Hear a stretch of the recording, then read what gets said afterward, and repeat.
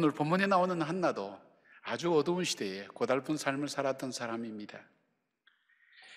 그러나 한나는 아들 사무엘을 잘 길러내므로써 자신이 개인 속에 가득했던 그 상처를 승화시켜서 참 찬란한 별로 만들었고, 가정의 불화와 다툼을 평안으로 만들었으며, 민족이 어둡고 암울했던 그 시대에 빛으로 나가는 길로 만들어가는 하나님의 역사를 만들어갔던 그 여인이 될 수 있었습니다. 오늘 본문은 자기 아들 사무엘을 통해서 어떻게 자기의 삶을 살아갈 수 있었던가 하는 부분을 우리에게 잘 소개해 주고 있습니다. 한나뿐 아니라 오늘날도 자신의 상처를 먹고 마시면서 아픈 가운데 살아가는 사람이 많습니다. 깨어진 가정, 무너진 가정 속에서 안타까우며 평안을 누리지 못하고 허겁지겁 그 가정을 꾸려나가는 고달픈 인생들도 적지 아니합니다. 코로나로 인하여 이 암울할 뿐 아니라 바로 그 가운데서도 생존의 삶 속에서 어디로 가야 될지 알지 못하는 그런 사람들이 우리 주변에 얼마나 많이 있는지, 아니 바로 이 자리에 있는 여러분들이 아닌지 모르겠습니다. 나는 어떻게 살아야 될지 모르겠어요. 그리고 특별히 오늘 유아세를 받은 그 부모님들은 정말 어려운 세상 속에 이 아이를 어떻게 길러야 될지 모르겠어요. 정말 사무엘처럼 잘 자랐으면 좋겠어요. 하나님의 은총이 늘 머물렀으면 좋겠어요. 그렇게 생각하신다면 오늘 우리는 한나가 사무엘을 어떻게 길렀는지를 우리가 유심히 살펴보시고 내 삶에 적용하셔야 됩니다. 자, 한나는 사무엘을 어떻게 길러서 이런 크고 놀라운 일들을 할 수가 있었을까요? 첫 번째, 한나는 사무엘을 기도로 양육했습니다. 뻔한 얘기일 수 있지만은, 그러나 우리가 진지하게 들어야 될 것이, 한나에게 있어서 기도는 우리에게 있어서 일상으로 들려지는 뻔한 얘기가 아니라 그에게는 생존의 유일한 길이었습니다. 한나의 인생 속에는 성령을 잉태하지 못하는 아픔, 그런 고통으로 소개되고 있지만은 그의 새로운 삶의 시작은 성경은 기도였음을 우리에게 말씀해 주고 있습니다. 그 자신은 철저히 인생이 무엇인지를 알았던 사람이었습니다. 자기 마음대로 할 수도 없고 자기 마음대로 선택한다고 결정한다고 되어지는 인생도 아니라는 것, 인생의 삶은 내 손에 있는 것처럼 보여지지만, 다른 사람 손에 있는 것처럼 여겨지지만, 그러나 그 인생은 바로 하나님 손에 있다는 것을 그는 누구보다도 자기의 고통을 통해서 철저하게 깨달았던 사람이었습니다. 사무엘상 2장 6절 7절에 나오는 한나의 노래 중에 그는 이렇게 고백합니다. 여호와는 죽이기도 하시고 살리기도 하시고 수월에 내리기도 하시고 거기에서 올리기도 하시는도다. 여호와는 가난하기도 하시고 부하기도 하시며 낮추시기도 하시고 높이시기도 하시는도다.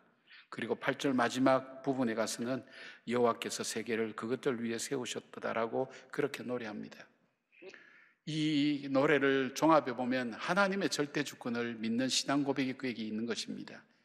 인생이 내 손에 달려있는 게 아니라 이 천지 만물을 운행하시는 그 하나님 손에 우리의 생사화복이 있다는 것, 그리고 그 하나님 은혜로 우리는 살아간다는 것을 그는 노래를 부르고 있습니다. 그 노래 속에 담겨 있는 게 뭘까요? 인생은 내 손에 있는 것이 아니라는 것을 그는 노래하고 있는 겁니다. 하나님께 있다고. 그렇다면 나에게 가장 소중한 자녀를 내가 어떻게 길러야 될 것인가 할 때에 이 자녀가 내 손과 내 계획과 내 뜻과 내 생각에 달려있는 것이 아니라 이 자녀의 앞길도 역시 이 자녀의 주인 되시는 하나님께 달려있음을 그는 고백할 수밖에 없었을 거예요. 그래서 그는 자기의 뜻보다는 하나님께서 이 아이의 앞길을 맡아달라고, 이 아이의 삶을 의미 있게 해달라고, 이 아이로 하여금 하나님 앞에서 정말 보람있게 살 수 있는 삶이 되게 하려고 간절히 기도하는 것, 그것이 바로 한나에게는 그냥 하는 것이 없어서 기도하지, 그것이 아니라 그것은 자기에겐 절박한 간구였습니다. 내 생명보다 더 중요한 내 이 아이가 정말 아름답게 자라기 위해서 내 노력이 아니라 하나님, 그 생사화복을 쥐고 계시는 그 하나님께서 이 자녀를 축복하셔야만 된다는 그 간절함과 절박함이 이 아이를 위한 기도로 양육하게 된 것입니다. 사무엘상 1장 26절 27절 보면 엘리 앞에서 한나는 이렇게 얘기합니다. 한나가 이르되 내 주여 당신의 사심으로 맹세하나이다. 나는 여기서 내주 당신 곁에서 여호와께 기도하던 여자라. 이 아이를 위하여 내가 기도하였더니 내게 구하여 기도한 바를 여호와께서 내게 허락하시니라. 두 절 사이에 기도라는 단어가 세 번이나 나옵니다. 그리고 이렇게 얘기합니다. 나는 기도하는 여자라. 이게 자기 정체성이에요. 초대교회 교인들이 그리스도인이 누구냐 할 때 기도하는 사람이라는 그 정체성을 갖고 있었던 것처럼 내 인생 속에는 기도가 없이는 시작될 수 없었고, 기도가 없이는 여기까지 올 수 없었고, 기도를 통해 하나님의 은총을 입고 여기까지 올 수 있었다고 그가 고백하는 그 고백 속에 나는 기도하는 사람이라고. 사랑하는 여러분, 여러분 자신이 여러분 자신을 볼 때에 다른 사람 여러분을 볼 때 정말 저 사람은 기도하는 사람이라고. 어떤 사람이 기도하죠? 내 인생이 나에게 달려있지 않다고 확신하는 사람입니다. 그리고 이 인생이 하나님 손에 있다는 것을 확신하는 사람, 그리고 이 삶이 정말 아름답기를 간절히 원하는 사람은 이 삶의 절대 주권을 쥐고 계신 하나님께 기도하게 된다는 것입니다. 결국 사무엘도 기도의 사람이었습니다. 그는 자기 조국 블레셋이 위기와 어려움을 당할 때 그는 두려워하지 않았습니다. 무서워하지 않았습니다. 그 전쟁의 주인이 하나님이라는 것을 알았기 때문입니다. 역사의 주인이 하나님이라는 걸 알았기에 그는 그 백성들과 함께 그는 같이 기도하며 그 전쟁을 치루어낸 것을 보게 됩니다. 기도로 나라를 다스렸고 기도로 그 백성을 인도하였던 이 사무엘의 이 삶은 바로 한나로부터 나온 영적인 삶의 유산이었던 것입니다. 사랑하는 여러분, 나는 어떻게 살 것인가? 기도로 사시길 바랍니다. 어떻게 자녀를 기를 것인가? 기도로 기르시길 바랍니다. 내 인생이 나에게 달려있지 않다는 것을 우리가 겸손히 고백할 때 기도로 기르게 되는 것입니다. 두 번째로 한나는 어떻게 사무엘을 길렀습니까? 하나님 말씀으로 길렀습니다. 지금이나 옛날이나 자녀 교육에 대한 것은 모든 부모님들의 관심사입니다. 특히 이스라엘이나 우리나라 같은 경우에는 이 자녀 교육에 대해서는 정말 관심과 그다음에 열정과 모든 것을 쏟아붓는, 바로 그래서 오죽하면 이런 원리까지 나왔습니까? 그 아이의 미래는 아빠의 무관심과 할아버지의 재력과 엄마의 정보력에 달려있다. 이 유명한 말이 됐어요. 그만큼 이 자녀들의 미래 성공에 대해서 굉장히 관심이 많은 거예요. 물론 거기에는 이 땅에 살면서 뭐 그렇게 잘 살고 유명하게 되는 것도 있지만은, 그러나 정말 이 아이가 정말 하나님 앞에서, 아니 이 세상을 살면서 의미 있고 보람 있게 사는 것이 어떻게 가르쳐야 될 것인가 하는 그 고민을 부모들은 가지고 있을 거예요. 공부 잘한다고 다 되는 건 아니잖아요. 그 지혜로운 부모는 그거 안다고요. 그러면 이 아이를 어떻게 기를 것인가? 2장 18절 보니까 이런 말씀이 있어요. 사무엘은 어렸을 때에 세마포 에봇을 입고 여호와 앞에서 섬겼더라 되어 있습니다. 세마포 에봇은 제사장이 입는 옷이었습니다. 이 옷은 기도하면서 한나가 만들어다 준 그런 옷이었습니다. 그리고 하나님 앞에서 사무엘이 섬겼다는 것은 뭘까요? 바로 하나님 말씀을 배우고 훈련받는 일에 쓰여졌다는 것 말합니다. 이스라엘 백성들은 5살만 되면 토라를 가르칩니다. 창세기, 출애굽기, 레위기, 민수기, 신명기, 모세, 오경이 토라를 가르치는데 이 토라 중에 제일 먼저 가르치는 책이 뭐냐면 레위기라고 합니다. 여러분, 레위기를 읽으면서 은혜 받았다는 사람 제가 별로 보지를 못했어요. 우리가 참 어려워하는 난제들이 많은, 이해하기 어려운 부분들이 많은 게 레위기인데 5살 되는 아이에게 가르치는 거예요. 왜 레위기를 가르치느냐? 레위기에는 하나님의 백성은 어떻게 살아야 되는 것이 레위기에 나와 있기 때문에 바로 이 레위기부터 아이들을 가르친다고 그렇게 얘기되어 있습니다. 즉 복받는 자의 삶을 살도록 가르친다는 것입니다. 다른 어떤 교육보다도 말씀을 따라 살아가도록 가르치는 것이 바로 이 한나의 교육 방법이었습니다. 20세기가 낳은 가장 탁월한 기독교 작가 중에 한 사람으로 불려지는 아더 핑크 목사님은 성경 읽기에 70가지 유익이라는 그 책을 읽어보니까 몇 가지로 요약할 수 있어요. 우리가 성경을 읽게 되면 알게 되는 게 뭐냐? 내가 어떤 존재인가를 먼저 알게 된다. 성경 속에서 나를 발견하게 된다. 성경 읽게 되면 바로 하나님을 알게 된다. 그리고 또 성경 읽게 되면 이 세상이 어떤 세상인지 분별하는 지혜를 갖게 된다. 그리고 또 하나, 하나님께서 주시는 좋은 성품을 얻게 되면서 내가 무엇을 붙들고 살아야 될지, 어디로 어떻게 살아야 될지를 아는 삶의 지혜가 이 성경 속에 있다고 그렇게 기록하고 있습니다. 여러분, 지금 세상은 너무 어지럽습니다. 우리나라도 지금 상황이 얼마나 어지러운지 알 수가 없습니다. 지금 한국 사회의 위기, 한국 사회만 해당되는 건 아니지만 특별히 한국 사회의 위기에 대해서 얘기할 때 공통적으로 얘기하는 것이 이 인구 감소와 노령화에 대한 얘기를 하고 있습니다. 인구 감소에 대한 얘기만 조금만 해볼게요. 한국은 출산율이 세계에서 가장 낮은 나라로서 출산율이 0.84명이라고 합니다. 이 추세로 가면 인구 감소로 이 세계에서 가장 빨리 없어질 나라가 한국이라는 것입니다.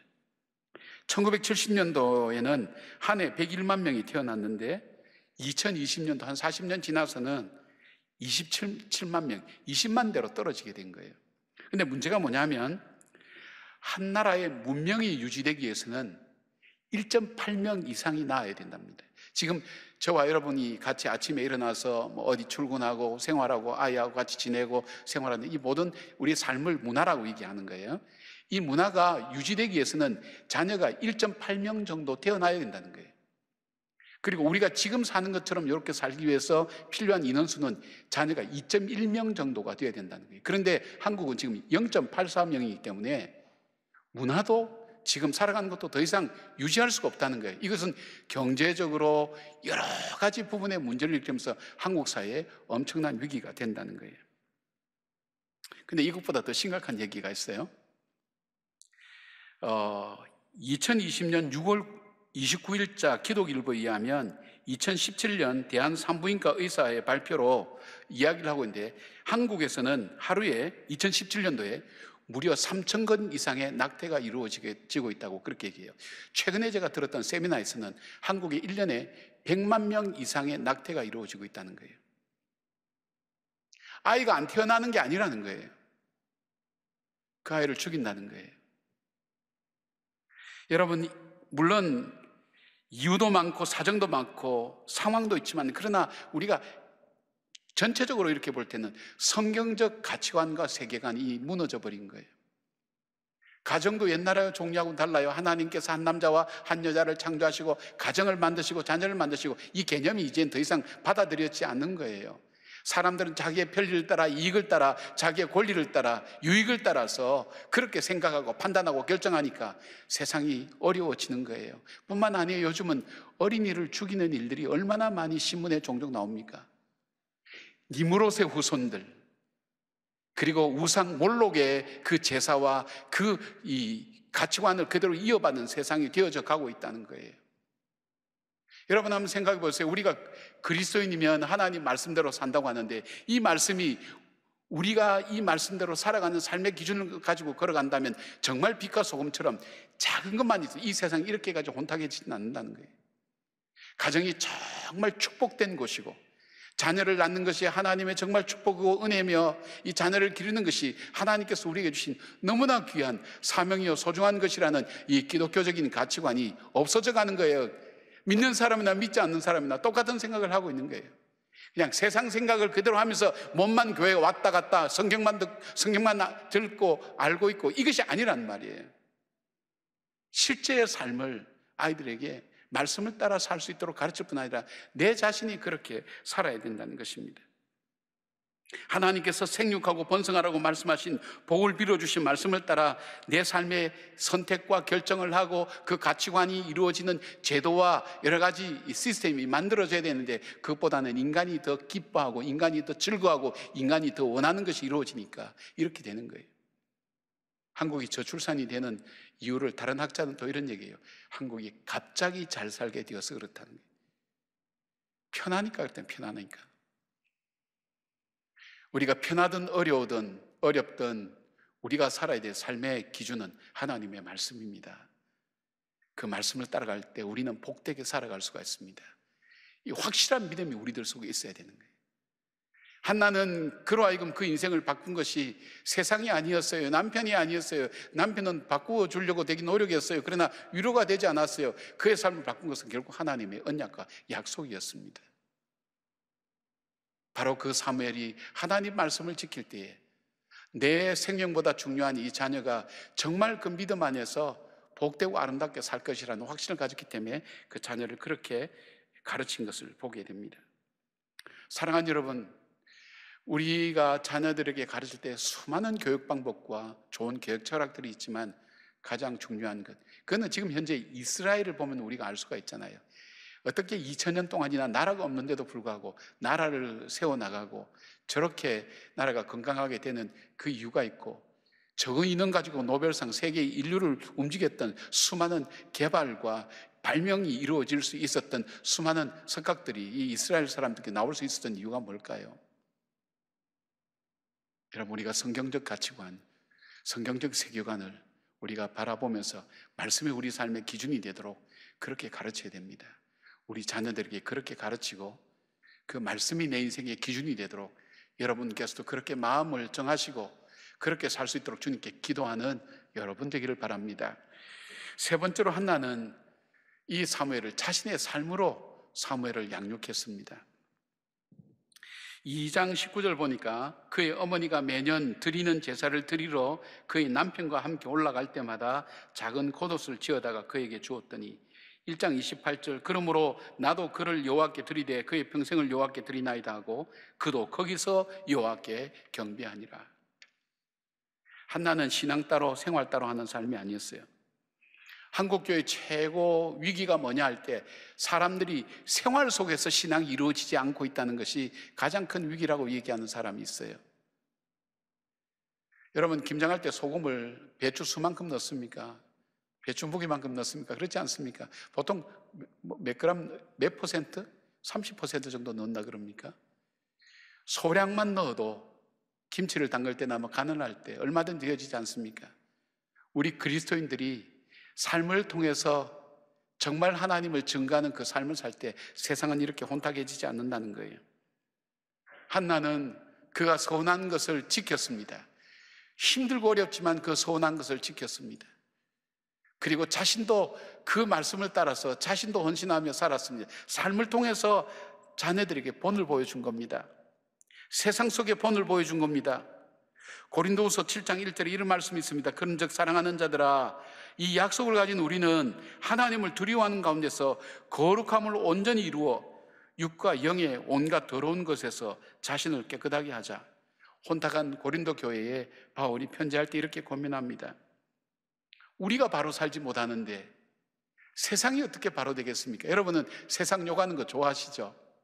게다가 교회까지 곁들면 신앙이 있는 사람이건 없는 사람이건 욕하는 거 쉽게 하는데 사실 자기를 돌아볼 수 있어야 돼요. 내가 말씀대로 살지 못하는데 내가 누구를 어떻게 정죄하고 어떻게 얘기한다는 거예요. 자기 이익 앞에는 민감하면서 정말 정의, 공평, 그거는 자기 기준의 정의, 공평을 외치는 세상이지 정말 하나님의 말씀에 그 기초에서 하나님이 원하시는 의와 공평과 정의가 이루어지고 있냐 이거예요. 그런데 여기 보니까 우리가 먼저 거룩하게 살자는 거예요. 구별되게 살자는 거예요. 그럴 때에 세상 속에 거룩한 영향력을 미칠 수가 있는 것입니다. 여러분, 비행기를 타다 보면 이런 영상을 여러분이 꼭 보실 수가 있는데 뭐냐면 비행기가 비상시기를 만났을 때는 이 천정에서 이 산소 마스크가 내려옵니다. 산소 마스크를 할 때 저는 처음에 이걸 봤을 때 아유 의아스럽게 생각했어요. 내가 빨리 하고 그다음 내 자녀를 돌아봐야지, 내가 이 아이부터 먼저 해줘야지 생각했는데 거기서는 반드시 얘기합니다. 어른부터 먼저 산소 마스크를 하라는 거예요. 그래야 맑은 정신 가지고 이 아이에게 정확하고 안전하게 씌울 수 있다는 거예요. 그냥 갖다 들이댄다고 해서 되는 것이 아니라 정확하고 바르게 이 산소 마스크를 떼야 이 아이가 안전하다는 게, 그러기 위해서는 뭐냐면 부모가 온전한 정신이 있어야 된다는 거예요. 부모가 정신이 없는데 정신없는 가운데 우리 아이 살린다고 아이 갖다 대면 살리는 게 아니라 오히려 죽일 수 있다는 거예요. 참 지혜롭게 경험에서 나온 굉장히 중요한 가이드라고 저는 그렇게 생각했습니다. 마찬가지입니다. 내가 하나님 말씀대로 살지 못하는데 내 자녀가 하나님 말씀대로 살 수 있다. 예를 들어보게 실제 있었던 일입니다. 아이들끼리 대화하는 내용입니다. 야, 너희 엄마는 뭐하니? 우리 엄마는 말씀 보고 기도해. 그럼 너희 엄마는 뭐하니? 우리 엄마는 소파에 누워서 하루 종일 홈쇼핑하고 있어. 아이들이 보는 엄마예요. 여러분 자녀들이 여러분 볼 때 아이들이 뭐라고 얘기할까요? 여러분이 생각하는 거 다르다니까요. 어떤 집에 신방을 갔더니 이 엄마가 평소에 성경을 좀 봤던 모양이에요. 그런데 아이 보고 이제 얘기합니다. 얘야, 엄마가 자주 보는 책 갖고 와라 그랬더니 월간지를 갖고 오더라는 거예요. 우리의 삶과 우리의 생활이 다를 수 있다는 거예요. 이제는 삶을 통해서 우리 자녀를 보여줘야 되는 거예요. 그러니까 이 자녀는 뭘까요? 하나님께서 우리에게 주신 놀라운 감시자입니다. 우리의 삶을 방향 잡아주고 우리의 삶의 균형을 잡아주는 굉장히 중요한 역할이 바로 우리 자녀들입니다. 자녀가 건강하든 때로는 건강이 어렵든 머리가 좋아가지고 공부를 잘하든 못하든 자녀는 우리들의 선생이라는 말이 맞다는 것입니다. 인터넷에 올라온 서울대학교 합격자 생활수기 공부 당선작에 나온 이야기입니다. 자신은 심한 소아마비 장애자였고 자기 형은 중증 뇌성마비 장애인이었습니다. 어릴 적에 아버지가 돌아가신 뒤로 어머니가 자기와 형을 길렀는데 자기의 삶을 바꾼 한 이야기를 소개하고 있습니다. 책 살 돈이 필요해서 어느 추운 겨울날 어머니가 생선을 팔고 있는 시장에 갔습니다. 그 몇 발자국 바로 전에 자기가 발견한 그 어머니는 집에서 보는 그 엄마가 아니었습니다. 웬 사람이 지쳐있는 표정으로 그 목도리를 칭칭 감아 머리까지 감고 그 질퍽거리는 그 시장 바닥에 그 가판대에 김치 하나 놓고 식은 도시락을 먹는 그 어머니를 발견한 거예요. 피눈물을 쏟으면서 돌아왔다는 거예요. 그리고 자기 마음속에 결심했다는 거예요. 우리 가정 중에 가장 절망적이고 좌절과 이 포기를 할 만한 사람이라면 우리 어머니인데, 그렇잖아요. 남편 죽고 먹고 살 길은 없고 돈은 없고 자녀 둘 다 장애인이면 포기할 만한데 그 어머니가 포기하지 않고 억척스럽게 살아내는 그 모습 보면서 나도 살아야지, 내 가정을 살려야지. 그때부터 자기는 아르바이트 하면서 죽도록 공부했다는 거예요. 그 서울대학교 입학 통지서를 받고 시장에 있는 엄마에게 갔다는 거예요. 그 엄마에게 이 통지를 보여주면서 이 모자는 부둥켜 안고 한참 울었습니다. 이야기는 이렇게 더 전개됩니다. 국내 이 형제는 큰 기업의 지원하에 미국에서 우주항공을 전공하여 자기 어머니와 형을 모두 미국으로 모시고 가서 같이 살피고 있다는 얘기로 끝맺고 있습니다. 어머니의 살아내는 삶이 무너져가는 자녀들의 희망을 다시 일으켜 세우고, 그 형도 약가를 끌면서 야채 장사를 하면서 자기의 삶을 다시 살게 된 가정의 이야기를 기록하고 있습니다. 여러분, 가장 혼란스럽고 힘들었던 시기에 모든 것을 포기하고 싶었던 그 한나는 하나님께 기도하면서 그 말씀을 붙들고 그 어려운 시기를 살아내며 사무엘을 길러내며 자기의 상처를 승화시켜서 가정의 불화를 승화시켜서 민족의 어두움을 승화시켜서 하나님이 가장 기뻐하시는 삶으로 그 삶을 바꿔나갔던 사람입니다. 여러분의 사무엘을 만드시길 바랍니다.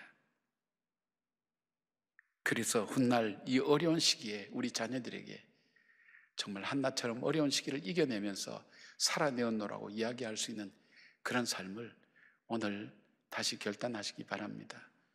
포기하지 말기를 바랍니다. 믿음으로 살아내기를 바랍니다. 우리 교회도 방문하셨던 세계적인 심리학자인 허버트 앤더슨 교수님의 글을 소개하겠습니다. 아이는 우리에게 선물이자 도전입니다. 아이의 탄생은 하나님께서 이 세상을 새롭게 하시겠다는 사인입니다. 곧 절망을 이기는 희망의 표시입니다. 아울러 어른들을 향한 도전입니다. 아이의 울음소리가 그 어느 때보다도 아름답게 들리고 귀하게 들리고 사랑스럽게 들리는 세월을 우리는 살고 있습니다. 바로 그 아이 속에 미래를 위해서 희망을 창조해 가시는 바로 하나님의 거룩한 뜻을 이루어가는 우리 모든 주의 성도들이 되기를 주의 이름으로 축원합니다. 아멘.